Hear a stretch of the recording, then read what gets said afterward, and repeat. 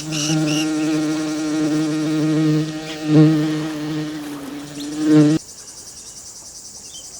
name is Piret May. I work at the Royal Botanical Gardens, Sydney, and I work in the herb garden.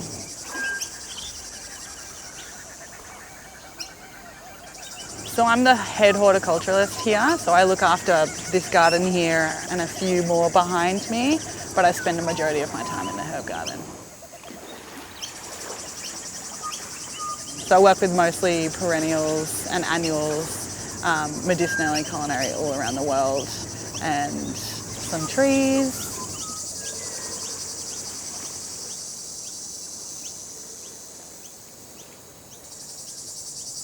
So we're in the herb garden.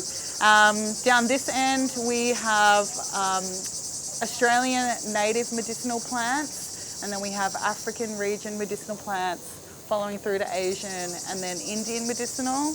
I also have a plant dyes bed, and then a roots bed towards the end, and then directly here is a plant natural insecticides bed.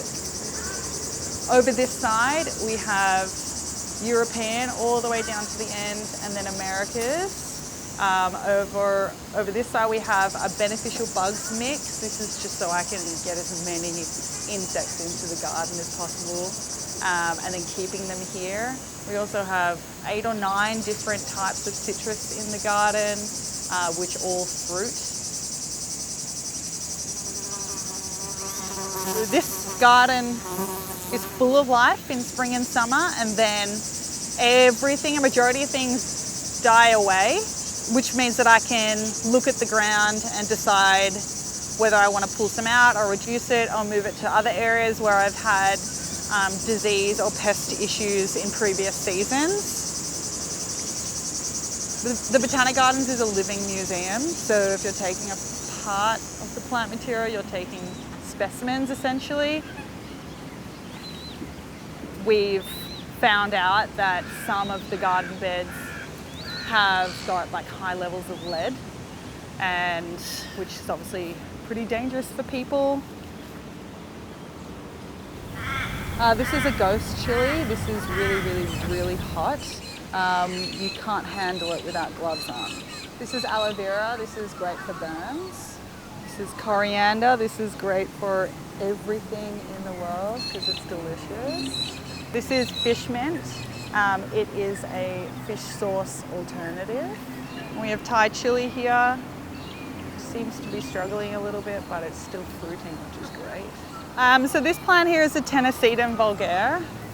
It's a natural insecticide. This one in particular is called a bronze fennel. This is really good for beneficial insects such as ladybirds, which means that they can sit on the leaf and the nectar isn't hard for them to access. I mostly just let these fennel plants in this area of the garden just go to flower, just for educational purposes. I find it really interesting for other people to discover what plants they eat or what seeds they use regularly look like in their native habitat.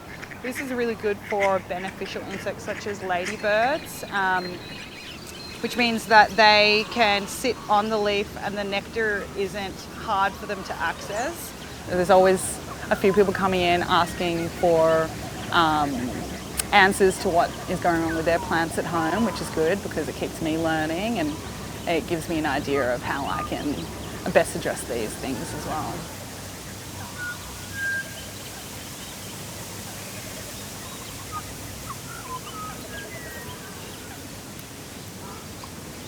Over the last 3 years working here, I've tried to focus on planting as many perennials or plants that last more than 3 seasons.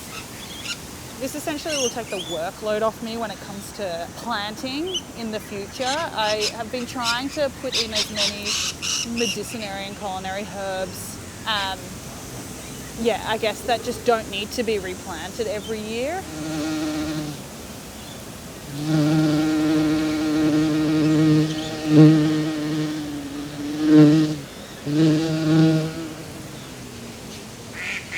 So I love this job because there's always something new to do here. It gives me a lot of purpose. I feel like I'm doing something beneficial and I love learning.